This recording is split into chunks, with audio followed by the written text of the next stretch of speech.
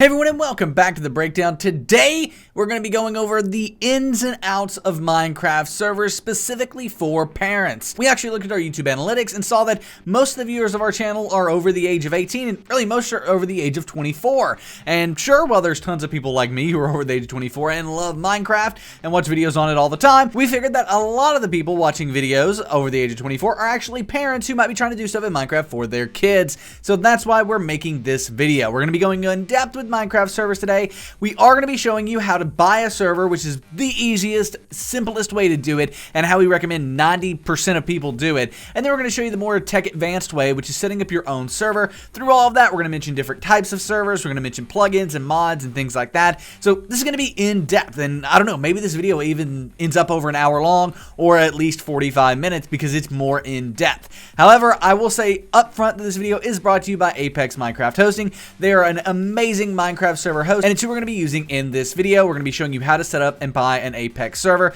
We actually love and trust Apex so much that we host our own public Minecraft server, and we use Apex to do that. They are truthfully the best server host out there. We love them, we trust them, and they are absolutely incredible. You can check out Apex, the first link down below, thebreakdown.xyz/Apex. Again, we're going to be setting up an Apex server in this video, and if you do go through that link, it does help support us at no additional cost to you. So, nonetheless, let's go ahead and talk about Minecraft servers. Now, first and foremost, the server that we're going to be setting up in this video is going to be for Minecraft Java Edition. Now, Minecraft Bedrock Edition, you can set up servers with Apex for that as well, so don't think that you can't, but in this video, we're going to be going over Java Edition specifically. If you don't even know what I'm talking about when I'm talking about Java and Bedrock, what does that even mean? Well, basically, Java Edition is the one that you're going to be using on your computer. It's going to require a PC or a Mac to be able to run. And then there's also Bedrock Edition, which is what's going to be played on like a mobile device, like a mobile phone, like an iPhone or an Android, or it's going to be played on an Xbox, a PlayStation 4, something like that. Now, the intricacies can get a little more in-depth from there, and if you do want to know everything about, Java Edition versus Bedrock, you can check that out in the description down below. But as a general rule of thumb, this is going to be for Java Edition, and Java Edition is going to be played on a PC or a Mac, whereas Bedrock Edition is going to be on another device like a phone or a gaming console. So that's kind of that. We're going to be using Java Edition today. Now, after that, I want to move on to the overarching question, which is, should you buy a Minecraft server or should you start one and host it yourself? Well, in this video, we're going to be showing you both, but as a general rule of thumb, buy a server if you don't have much tech experience. If you want to learn the technical sides of hosting a Minecraft server, sure, go out and host one on your own computer. It can be tons of fun, and it can be tons of fun to do it with your kids as well and help teach them about computers and hosting Minecraft servers, right? That can be great. However, if you don't want to worry about upkeep, you don't want to worry about it being, security and all that stuff, you just want to have your kids play with their friends on Minecraft, then buying a server is going to be the best way to go. It's simple, it's easy, it'll cost you a few dollars a month, and you're going to be done. You don't have to worry about anything else after you buy your server.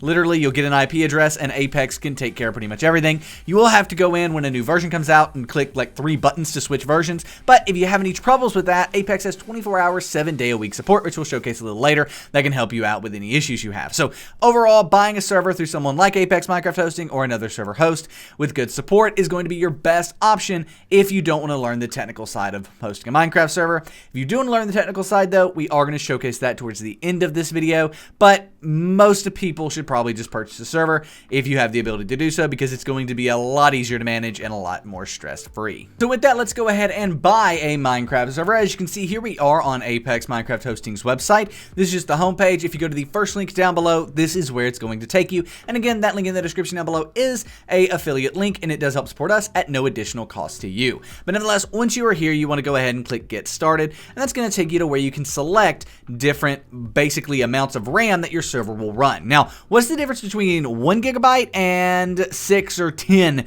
gigabytes of RAM on your server? Well, 1 gigabyte is going to allow you to run what we call a vanilla server. That means it's going to allow you to, play basic Minecraft survival, and on top of that, it's going to allow you to have like 2 or 3 people on it before you start seeing some degradation in regards to lag and things like that, and the server starts running slow. Now, if you want any things like mods, right? If your kids are talking about playing mods with their friends, you're definitely not going to want a 1 gigabyte server. You're going to have to start working your way up. Now, as you can see, 4 gigabytes is going to be able to run most mod packs and basic servers. On top of that, you're going to be able to get 5 to 10 players on there with mods. Without mods, 4 gigabytes can easily get 20 players on a server at the same time. So 4 gigabytes is going to be what we recommend for mods. 1 gigabyte can be good for most vanilla servers, but really and truly 2 or 3 gigabytes is going to give you the best lag-free experience for vanilla servers. And again, for modded servers, 4 gigabytes is going to be good as well. Now, there are also plugins for Minecraft servers, and we're going to be getting into the intricacies of this later, but I'm going to give you a brief overview of it now. Plugins basically are little additions that you can add to Minecraft and are a lot easier to run than mods. So plugins are going to use less RAM than mods, and for that, you can run basic plugins on 3 gigabytes and all plugins, pretty much as many as you want, as long as you only have. For the purpose of this tutorial, we are going to be using the 4 gigabyte plan here. Now, as you can see, the first month is $14.99, and then it is $19.99 a month after that. So let's go ahead and click order now, and we're going to go ahead and go through the purchase process. Now, the first thing you want to do is enter in your Minecraft username here. Now, I actually do have an account already, which will change this process. Like at the end, we're going to do a weird kind of jump cut, but I'm going to go ahead and enter in my Minecraft username there. Now, a subdomain, this is going to make accessing your server a little bit easier. I would recommend creating this. You can make it whatever you want. I'm going to make it parents guide, and that'll probably be burned by the end of this, meaning it'll probably no longer work by the time you're watching this video, but nevertheless, that's how you can do that. And then we have Minecraft server version. So when I say vanilla Minecraft, what I'm talking about is Minecraft with no mods or plugins or anything like that, and that's going to be Minecraft 1.16.5 here. Now, this does say paper. All that is a more efficient version of Minecraft vanilla, so don't worry about that. Basically, Minecraft 1.16.5 is just vanilla Minecraft, no mods, no plugins. Now, you can add plugins to a paper server, so we go ahead and we search paper here. We do have paper 1.16.5, and you can add plugins to that server. Now, if you're more interested in mod packs, or your kid is more interested in mod packs, they do have tons of mod packs available here that can be installed with just one click. Let's say your kid really wants to play HR New Beginnings. It's an awesome mod pack. They can go ahead and do that if you just click on this and then open up HR New Beginnings mod pack. You can join this server very, very easily through that mod pack. That's what's great about Apex. They make something like adding a mod pack, which can be pretty complicated, very, very simple. Now, I do want to mention, let me go ahead and turn off my face cam. If at any point you have any issues with Apex Minecraft hosting, like, for example, you have trouble installing a mod pack, or have trouble joining your server after you've installed a mod pack, or you don't know which plan you should choose. If any of that's an issue, they have 24 hours, 7-day-a-week live support down here in the bottom right. You can click on it, enter in your information. I'm just going to go ahead and leave that all the same. Technical support, start the chat, and then you get their support bot here, where you just describe your issue. I need help installing a mod pack. And then it's going to kind of go through this. As you can see, it's going to ask you the bot issues. And then once you say that, you can also go ahead and say person, I believe, or transfer to agent, and you will be amazed with how fast you get somebody. This is not staged or anything like that. It just works, right? I mean, Apex has a huge number of staff, and there is a real person. Eber, I believe is how you say his name, coming through there. Hello. Hey, can you link me to the launcher for HR New Beginnings? Boom, right like so, and they're going to be able to answer that question for us. Link us to the launcher, which would be the CurseForge launcher, is where that one's going to be. And there you go, boom. As you can see, CurseForge, Overwolf, that's a pretty top response. They get that question a lot, I'd say. But nevertheless, you can see there, that's how that works. Shows you how to install it. They are here to help. And that's what's great, and that's why we love Apex so much, because of that 24-hour real support. Sure, you do have to go through the support bot, but it's easy to say transfer to agent, and you get someone very, very fast. Honestly, Apex gets so much load of support, that bot really helps it out if it's a simple question, and then you have the more advanced one there. But nevertheless, let's go ahead and continue through this here. And just kind of go ahead and get this purchased. So the server location, you can test your ping if you would like. For example, we can test ping there, 93. The lower your ping, the better. We're going to get the best of me living in Florida to Miami. Oh, actually, no, not Miami. So let's try Vint Hill, Virginia. That could work as well. That's usually a pretty good one. And it looks like Dallas is actually going to be one of our better ones, so we're going to go ahead and do that. The dedicated IP is not something most people are ever going to need, and then we can just move through here. If you would like any of these options, you can select those, but we're going to be skipping over that today and clicking continue.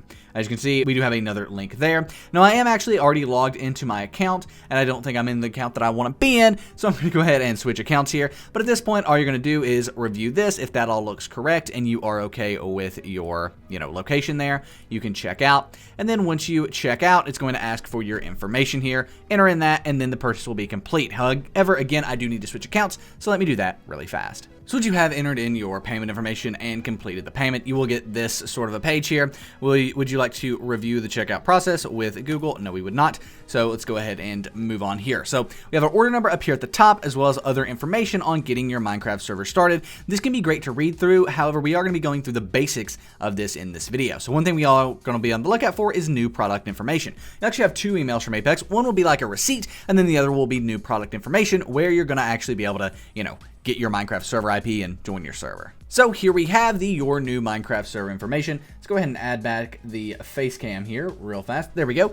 Your new Minecraft server information. We do have an IP address there. We've also got our login info, which this email is blacked out if our editor wouldn't mind doing that. And then we do have the login information for the panel. Now, I'm going to log into the panel really fast. However, you don't need to do that. If all you want to do is play vanilla Minecraft on the version you selected, this is how you do it. You just go here and you copy this, and then you can join it. However, I kind of messed up and accidentally left a mod pack installed, so I'm going to have to switch that. However, you would normally just copy that IP address, open up Minecraft right like so. One quick second, let me just jump until we're on the Minecraft 1.16.5 main menu, and I'll show you where you would go to join your server. So we are on the Minecraft main menu. From this email, you would simply copy that IP address right up here at the top, and then come down here and click on multiplayer, then click direct connection and paste in your server address, then click join server. Now, if I click join server here, I don't think it's going to go through because there is a mod pack installed, and that will cause issues. So I'm going to have to, yes, that is correct. So we do have that mod pack installed. So I'm going to go ahead and show you how to actually log in and switch the version if you want to. So now to do that, we're going to go here. This is our email again, and we're going to go ahead and click panel login to log into the Minecraft Apex hosting panel. So if you come here, bam, and there we go. Now we can go ahead and log in. So I'm going to go ahead. Yep, that's the login info. Click login, and here we are. Now, as you can see, this is running HR New Beginnings. If we want to switch that to vanilla, it is going to wipe the world, I believe, if we do that, but that's okay. We're going to go ahead and search for Minecraft 1.16.5 right there. Are you sure you want to do this? Change versions. We want to create a new world and restart the server. So once we do this, it will restart the server and get the new version installed. If you want to update to a new version, right? Like let's say 1.16.6 comes out or 1.17 comes out, you want to update your world, simply do that. Just don't use a new world. Just click use existing world and it will update your server. Obviously, switching from mods to this, we don't need to do that. At this point though, the hard part is over. I mean, you can join your server once it is officially restarted, which it's doing right now. It's starting itself back up, and you can actually click on console if you want to see this process happening, right? As you can see, it has shut down all of this, and now it is going to start back up. Now it does say looks like a crash. That's because it was modded. If we go ahead and click start here, the server will start back up, and there we go.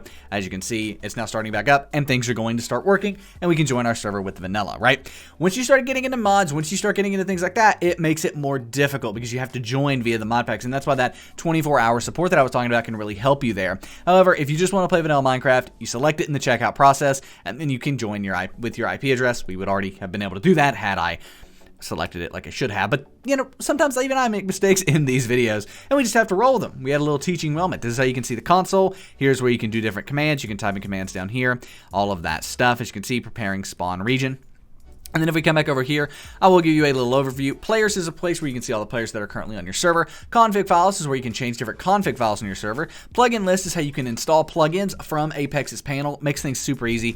FTP file access allows you to access all the files on your server. Backups are your server's backups. Your server is backed up every single day, and you can access those from there. Commands are where you can add different commands to your server. Scheduled task, as the name implies, add scheduled task to your server. Users actually allows you to add other people to access this server via Apex's backend panel. Why would you want to do that? Well, let's say you want, your kid to be able to log in and restart the server, but not able to go in and make any changes or access the files. You can add them as a user, and they can do that. That way they can go in and restart the server if they want to, but they can't do really anything else. Startup parameters, that's different things they're going to run when your server starts. MySQL database, that's really cool for plugins and things like that, but most likely if you're just running a vanilla server, you won't have to do that. And then you can reset your server files on that last button, but most of the time that's not needed. But nevertheless, let's go ahead and now we can direct connect. That is the IP that was in the email, and if we join, we will join right on in to a Minecraft 1.16.5 server looking great. So there we go, encrypting, joining world, and here we are in a Minecraft server. So now, this is going to be a really cool vanilla Minecraft server that you and your kid or your kid and their friends could play and all this stuff. It's going to be great, right? But let's say you want to be able to do things like go into creative and stuff like that. Well, right now, if you try to go into creative, it's going to be game mode creative. It's not going to work. To do that, you're going to need able to go to console, and then you're going to op whatever their username is. My username is Nick King, so what we're going to do is do op and then Nick King. There is a black box in this area. That's just because basically what that means is my IP address right there, and I don't want to give that out to everybody, so we've blacked that out. But nevertheless, made Nick King a server operator. Now we can go ahead and close out of this and come back to here, and now we'll see in game that I'm a server operator, and now I can go into creative, which allows me to access all of this. So if you want a basic Minecraft server, there you go. Even if you want a server with mod packs, there you go, because Apex makes it so easy. You just select it from that server versions list, and then they help you install the mod pack if you do need it. We also have tons of great videos on many mod packs, including HR New Beginnings, which we found and or which we were talking about earlier in this video. So that's the easy way to buy a Minecraft server. And honestly, we overcomplicate it a little bit because we like to provide overvalue here. So if you want to buy a Minecraft server as a parent, that's how you can do it. That's the easiest way to get a Minecraft server for your children, is just to buy one like this. And it's super simple, it's super easy, and it's honestly set it and forget it. You will never have to worry about hosting a server again. It's kind of just all there. Again, you may have to go in and update the server to the newest version when they do release. That happens like once every 6 months usually, and then Apex can help you if they need to. However, and this is a big however, you might want to host the server yourself if you want that experience, or you want to save a little money, because if you host a server yourself, typically it is free. So I'm going to go ahead and show you how to do that. But remember, if you're hosting a server yourself, you're going to have to worry about security of the server, meaning you're going to have to make sure, you're basically watching it to make sure your server's only being joined by people you want on your server. On top of that, it also leaves you exposed to different things like a DDoS attack and all sorts of other things that could happen. On top of all of that, you're going to need decent hardware, right? Apex worries about the hardware on this server.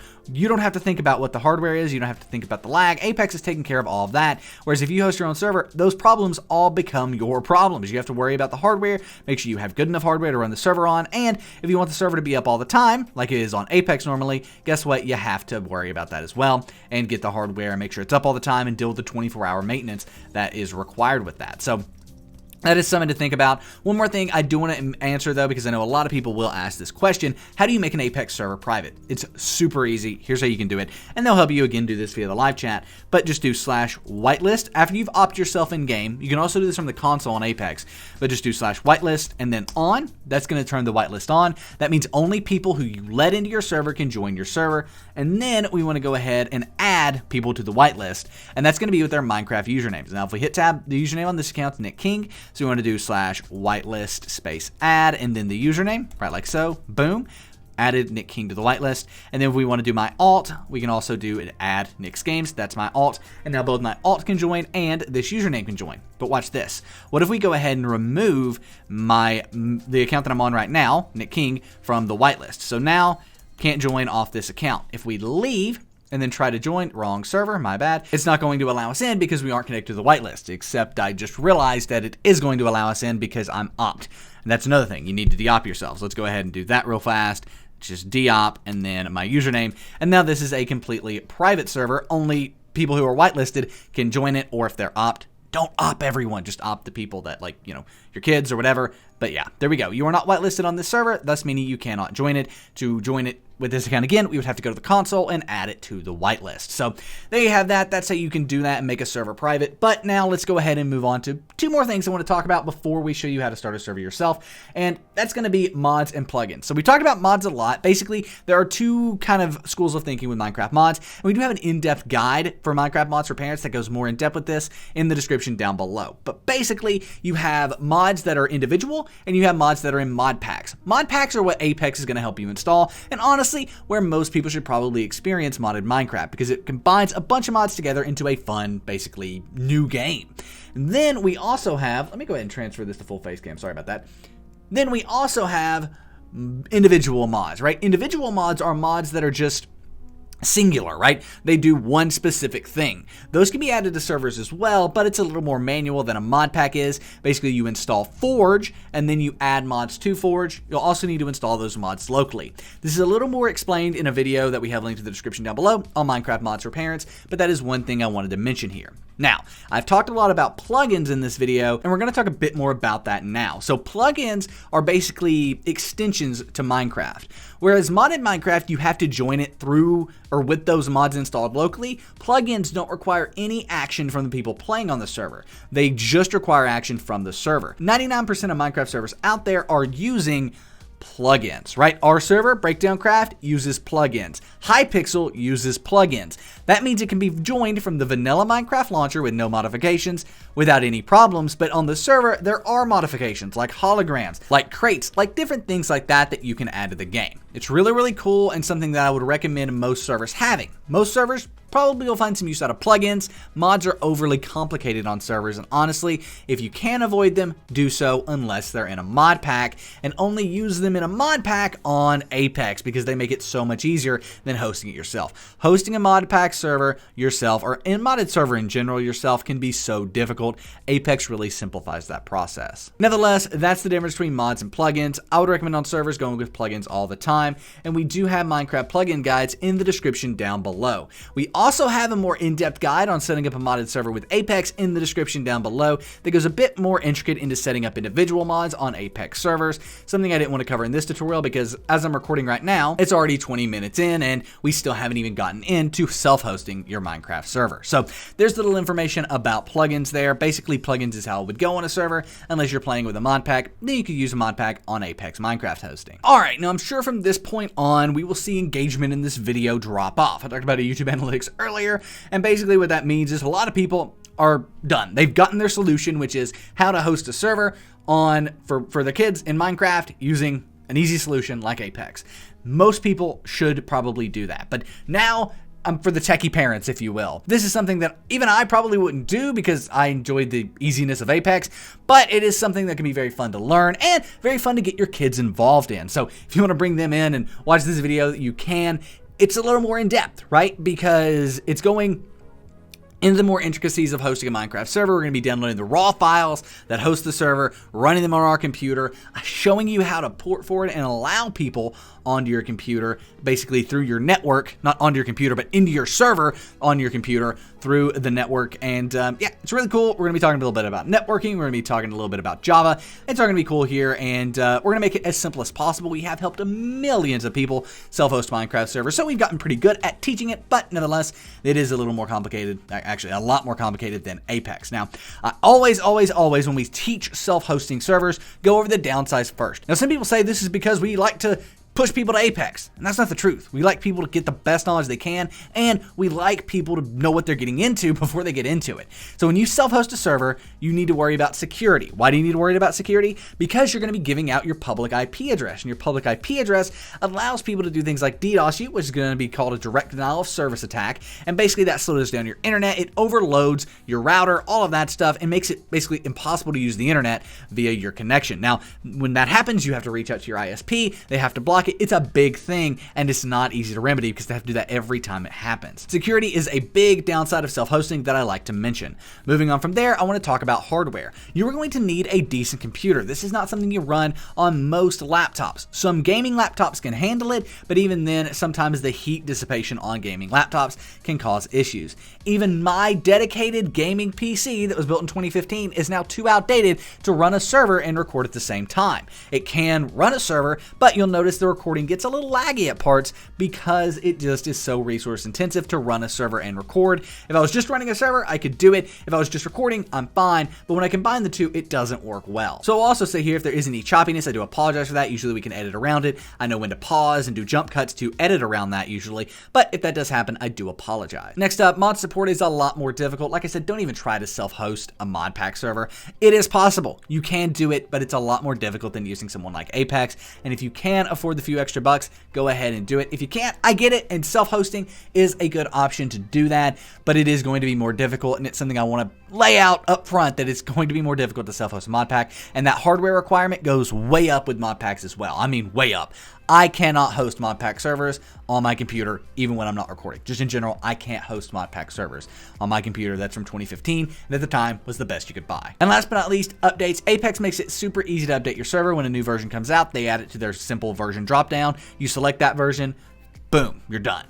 On hosting your own server, you need to worry about backups. You need to worry about doing things like that when you update. That way you don't have any issues that are unforeseen in the future. So that is something I do want to mention as well. Updates are a little more harder when you're self-hosting versus when you're hosting on Apex or another remote server host. So a lot of people say that was just a big ad for Apex as well, but it truthfully isn't. It's just the downsides of self-hosting that I want to kind of lay out here. What are the upsides of self-hosting? Well, it's pretty simple. You get complete control. You control the hardware, meaning you want a better hardware than what Apex provides. You can go out and do that if you self-host your server. On top of that, it's a learning experience. You get to learn a bunch of different things about Minecraft and Minecraft servers that you wouldn't otherwise know. If I didn't start out with self-hosting, I wouldn't know all I know about Apex's system and all of that and how all of that works. We wouldn't be able to run Breakdown Craft today if I hadn't started self-hosting servers originally. On top of that, self-hosting servers is just fun. Like I said, that kind of goes with that same knowledge thing, but I think it's fun when you can self-host a server and literally you've built something that your friends can enjoy from the ground up, basically. So that's really, really cool and another rewarding thing. And it can be a great way to introduce your kids or something like that into technology if they've, not really ever been interested in like how things like that work. This can be a great way to say, hey, this is kind of what networking is like, and it's great in that way because it can really get kids into technology because they want to play on the Minecraft server and they have to go through these steps to get there. So that is one option as well, and that is a great thing about self-hosting servers. So now that we've went over the upsides, the downsides of self-hosting, we've went over how to host a server through a remote host like Apex, if you will, the easy way. Now let's finally go more in depth. So we're nearly 30 minutes into this and we're finally getting into the self-hosting part of this tutorial. And here we are, right? Now in the description down below, there's almost like a marker, if you will. It says self-hosting server information. If you're wanting to self-host, that's where you need to start, and all of the links under that down to our Windows Defender guide. So all this is in the description. So if you're looking at the description, this will make sense. It goes from self-hosting server information all the way down to our Windows Defender guide in the description is all relevant to self-hosting a server. As you can see, all of these different links up here at the top are in regards to that. So nevertheless, here we are. This is going to be more in-depth than even this tutorial here. I'm going to be kind of over-explaining some things because I'm assuming you know nothing about Minecraft, you know nothing about networking, you know nothing about Minecraft servers in general. I assume you know a little bit about Minecraft and things like that in this. I'm going to assume none of that here. So if it does get patronizing, I'm sorry, and if that happens, maybe you go watch this tutorial, which is linked in the description down below. It's the first link under the self-hosting information. So nevertheless, let's go ahead and jump into it. So the first thing, starting off when hosting a Minecraft server yourself, is downloading the server jar for your Minecraft version, right? From this tutorial in the description down below, we're going to be hosting a vanilla server. However, if you do want to host a paper server, which is kind of like vanilla but allows plugins, then you can do that using the link in the description down below, which is the breakdown.xyz/paper. So if we go here, breakdown.xyz/paper takes you here, and this is how to make a paper server. It's the exact same. The only thing is you start with a different jar file. So nevertheless, I'm going to go ahead and make sure that is linked down below, and then we'll continue with this tutorial. All right, now that that's added to our notes, you want to go to this link. Again, that's the first link under self-hosting server information, and then scroll down until it does say download Minecraft server file. Now, when you click on that, it's going to go ahead and take you off to here. This is Mojang and Minecraft's official website, minecraft.net, where we can click download Minecraft_server 1.16.5.jar. Now, keep in mind, 1.16.5 could change. That is just the most recent version. If you're watching this for 1.18, most likely this tutorial is probably still relatively relevant, but you will have a different version listed there. When you click on that on Google Chrome, it's going to download in the bottom left. On Mozilla Firefox, it'll pop up in the center of your screen. On Mozilla Firefox, you have to save it in the center of your screen. On Google Chrome, like what you're seeing here, you will need to keep it. Now, it's 100% safe. It's called server.jar, and it's from Minecraft, Mojang, Xbox, Microsoft, right? It's all one company at this point, and it's 100% safe. Millions of people download it, probably a day, if not a week, especially definitely a week. But anyway, from there, we can go ahead and minimize our browser. Now for me, here it is right on our desktop. We have the server.jar. Now for you, it may not be on your desktop. It could be in your downloads folder. And to access that, you want to click on the little Windows icons in the top left of my screen, probably in the bottom left of your screen, that little Windows icon on the top or bottom left of your screen. Go ahead and type in downloads. You have this downloads file folder. Now mine's actually this one right here. If you have a bunch of downloads folders like I do, you may have to click on a few of them. But nevertheless, this is the one that you would find yours in if you did have it in a downloads folder. Just take it from here and drag it to your desktop. You will need it on your desktop to be able to get this working. So then we can go ahead and close out of the downloads folder. I want to move on to go ahead and create a new folder on our desktop titled Minecraft server or play.breakdowncraft.com. Why am I naming it play.breakdowncraft.com? Because that's our Minecraft server, and it's a really good Minecraft server. You should come check it out. Survival, Skyblock, you and your kids will love it. Literally, we have people who play on the server who are in their 60s and people who play on their server who are 16, and it's great. So come play with us. Play.breakdowncraft.com is the IP, or family-friendly, PG, all of that stuff. It probably is the easiest way to get a server, actually, even over Apex, just play on someone else's. Nonetheless, let's go ahead and once you've got that folder created, drag and drop that server.jar into the new folder that we have. Now, if we go ahead and open that folder up, we have in here just a server.jar. Now, at this point, you can go ahead and try to double click on this and see what happens. Now, for me, it's going to run. I know it's going to run, and that's kind of a problem. I honestly should probably have uninstalled Java for this tutorial, but if it doesn't run, like if you double click on it and it doesn't act like it's loading something, go through a process, pull up a logs file, and then pull out a eula.txt file, which will come here in a second. There it is. If it doesn't pull out these files when you double click on it, you need Java, right? Or you need to run the jar fix, which is going to take Java and link it to the jar files, including your server.jar here. So again, to do that, you want to go to the description down below, and then you want to click on this. This is our in-depth guide for how to download and install Java. Now, I won't be going in-depth in this video because this video would be 2 hours long if I did, but we do have a simple tutorial here, and we even have a text tutorial if you prefer that. Whichever one you want to use, they're going to get you to the same result, and that result is installing Java for Minecraft servers specifically. Then, if you're still having issues, you still can't double-click on that server.jar file, that means your jar files aren't linked to Java, and to do that you want to run this, and this is the jar fix. Again, linked in the description down below under self-hosting server information is the jar fix, and this will take all the jar files from your computer and link them back to Java, allowing them to run, and again allowing you to double click on that. Now if we go ahead and minimize our browser, again you should be able to double click on the server.jar and generate a logs folder, a eula.txt file, and a server.properties file. Once you have these, go ahead and double click on eula.txt. Now this should open up in Notepad, right like so. It opened on my second monitor, and then you should be able to come in here and read the Minecraft EULA. As long as you agree to the EULA with this server, change EULA equals false to EULA equals true, TRUE, right like so. Once you've got EULA equals true here, it should be all one line with no spaces, nothing like that. Click File, Save, and then you now have an updated eula.txt file, and we can double click on server.jar to go ahead and get our server started. Now, you might be like, that was easy. That actually wasn't too bad to self-host a server.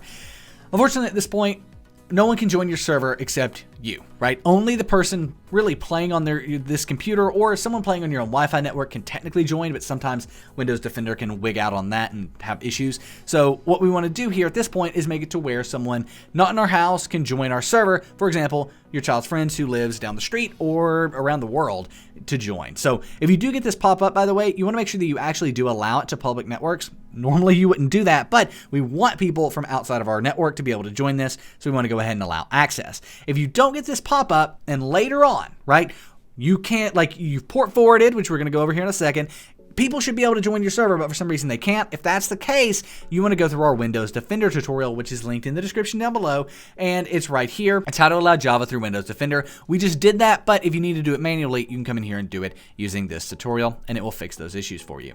Nevertheless, let's go ahead and stop our server and port forward so people can join it from outside of our network. When you're stopping your server, never hit the red X.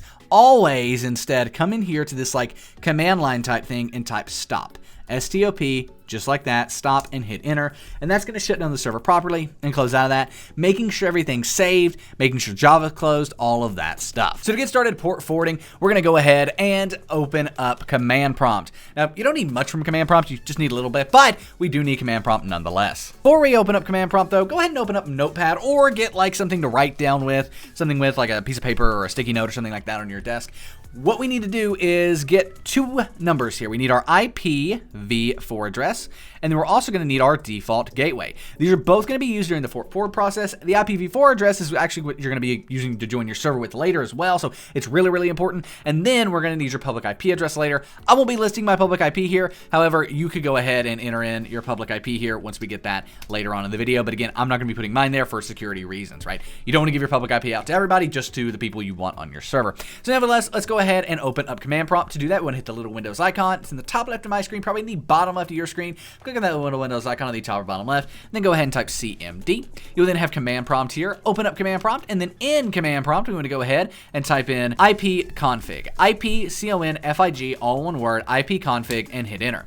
It's then going to give us a bunch of information, but as I said, we're interested kind of in two numbers here. We're interested in our IPv4 address, which in my case is 192.168.1.123, and our default gateway. Now, if you have two default gateways, that's okay. We want the one that's just numbers. So for example, you may have one on the first line that's like numbers and letters and all that stuff. And then under that, you'll have just numbers, and there won't be anything over here like identifying it. That's because that's your second default gateway. And we want the one that's just numbers. So in my case, that's 192.168.1.1, right?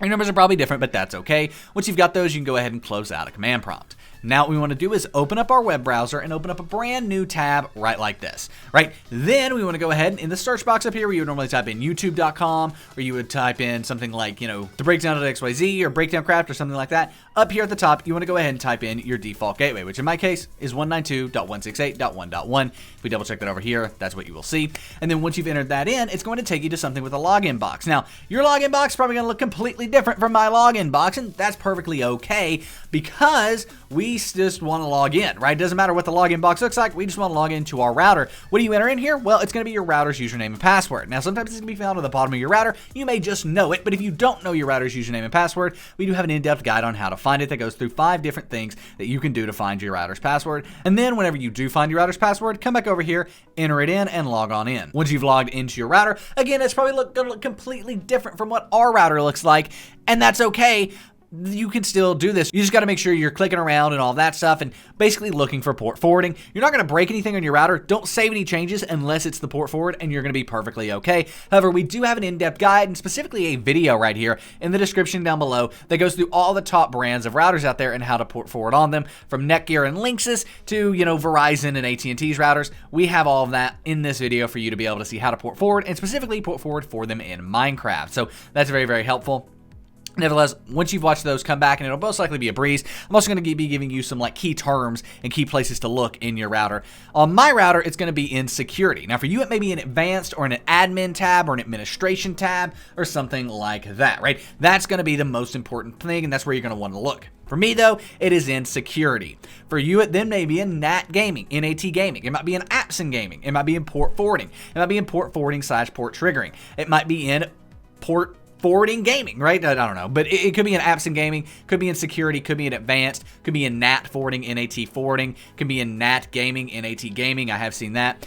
Apps and gaming, though, is where it is for me after security. Then for me, it's in single port forwarding. So I had to go through a few dialogues there, right? I had to go to security, then I had to go to apps and gaming, and then I had to go to single port forwarding, and finally, here we are. Now, for me, I do have to click add a new single port forward. You may just have a big list of boxes, and if that's the case, go ahead and start with box 1 and enter in your information there, save it, and you're good. You don't have to worry about the rest of them. But for me, I have to add a new single port forward. Now, once I've added a port forward, we want to go under application name or ID and type Minecraft. This is just basically identifying what the port forward is for.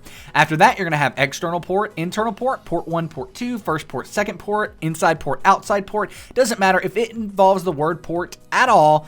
PORT, the word port, you're going to be putting in 25565. So external port, hey, there's that word port, 25565. Internal port, hey, there's that word port, 25565. Right, like so, right? 25565. Now for protocol, it's going to be TCP/UDP, UDP/TCP, or both. Now if you don't have the option to select both, just do the port forward twice. Everything's the exact same, except do one for TCP and one for UDP. However, I do have the ability to select both, so that's what I'm going to do. Now for device IP or local IP address, this is going to be your IPv4 address that we found earlier. In my case, that's 192.168.1.123. Now, you may not have an IP address, but it might have a device drop down and it shows every device connected to your network. If that's the case, you want to go ahead and select the device that you're starting your Minecraft server on. Now we can go ahead and save and then apply whatever we need to do. Most people at this point are going to be done. However, some of you may have an external or outside IP listed on your port forward. If that's the case, what do you put there? Well, that's going to be your public IP address, and luckily for everyone watching this, you need your public IP address for your friends or your kids' friends to join the server. So to do that, we want to go to what's my IP address, linked in the description down below. That's going to take you here. This is is our website where you can get your IP address, right? Now, here's the deal. You don't want to give this out to everybody and anybody, so all you want to do is just copy it. Ours is only 100, right? You can only see the 100 at the end of it. That way you know we're not doing any trickery, but that way we're also not giving it out to everybody. We don't trust everybody on the internet, so we don't want everyone to have our IP. You can also see why it's important to only give this to people you trust, because people can get everything down to your latitude and longitude coordinates from your IP address. So it's important that you kind of keep this private to only the people you would invite over to your house, and that's, your kids' friends and things like that. Probably would invite them over to your house, so that's okay. But nonetheless, that is important that you don't give this out to everybody and anybody. Now, if you did need this in your port forward, come over here, enter it in, and then apply, save, all that stuff. Otherwise, we can go ahead and minimize our browser. If you do want to put your public IP address in here, you could, right? Public IP, and then you could paste it in. That should be okay, but I'm not going to do that because, again, we want to make this as easy as possible for our editor to black and blur out our IP address. So now we're going to go ahead and start up our server. I will meet you when our server is open and Minecraft is open. Here we are on the Minecraft main menu. To join your server, what you're going to do is click on multiplayer, and then, if you do get this pop up, go ahead and allow access to public networks as well. That's important. Nevertheless, once you're here, you want to go ahead after clicking multiplayer and click direct connection, right? So again, that was from multiplayer, click direct connection. And then in here, what you want to go ahead and do is paste in your public IP address. Now, you can only see the last 3 digits here again because of security reasons, but you may not be able to join using this IP, but we're going to try. And if you can't, that's okay. I also want to show here that our server is up and running. So let's go ahead and pull this up here over on this side. So anyway, let's go ahead and click join server. When we do that, it's going to join us on into this server. Now, that's weird, right? You might say, what? Why did that happen? Why can't I join? Why is the connection refused? Well, that is because your public IP address sometimes doesn't allow a connection back through from your ISP. This is something we recently encountered on our ISP. I've talked to them about it, and they said, yeah, it's this new thing that we're doing that you can't connect out and back to yourself via your public IP for security reasons. I get it, actually, because on the network side, it can cause kind of issues. But how do you join your server, right? If I was not on our network, I could join this, no problem. But I am, so how do we fix that issue? Well, it's pretty simple. All we need to do is click direct connection again. Sorry for that jump cut there. The reason that little jump cut was there is I didn't want the public IP here to be here again, just making it easy on our editor. But what we want to enter in here instead of our public IP is 192.168.1.123, and then that's going to be our local IPv4 address that we found earlier, and click join server. Anyone on your network can use that IP, your IPv4 address, to join it, but that's only people connected to the same network that your house is on. If they are on a different at a different house on a different internet connection, that's going to be fine. Even if they have the same internet provider issue, they will be able to join because it's not basically your own IP address. Like, the reason ISPs block that is because it's sending a connection out to them, and then they have to turn around and send it right back to you, which isn't needed. It's an unnecessary connection. And yeah, again, I'm hoping that we can start doing that again because it's going to make these tutorials really weird. But nevertheless, that is what that is. Now, sometimes you will get that error if there is a port forward issue, so make sure your ports are forwarded correctly and all of that stuff. I wish there was a way for me to basically prove that you could join this server, but there really isn't. I thought about setting up my MacBook and everything like that on a hotspot, but even still, that can be kind of a pain, and I don't know how I would record that and everything like that. But just know that other people can join via the public IP address. You are just having issues because it's an ISP issue. As long as you can join via your IPv4 and your friends can join via the public IP, you are good to go. Nevertheless, that is how you can start your own server. Much more difficult than using Apex Minecraft hosting, but overall, it is done. It is up and running. Again, on Apex, you don't have to port forward. On Apex, you don't have to worry about hardware. On Apex, you don't have to worry much about updates. It is all kind of there and ready to go. But yeah, we absolutely love and trust Apex so much that we host our own server, PlayedOutBreakdownCraft.com on them, and honestly, they are the best and easiest way to start a server. Again, they are the first link down below. Speaking of servers, if you want to play on an awesome server, come play with us on PlayedOutBreakdownCraft.com. We have Green Protected Survival, Custom Skyblock, 1.16 to support. It is amazing. So come play with us. PlayedOutBreakdownCraft.com is the IP. I can't wait to see you online. My name is Nick. This has been The Breakdown, and I am out. Peace.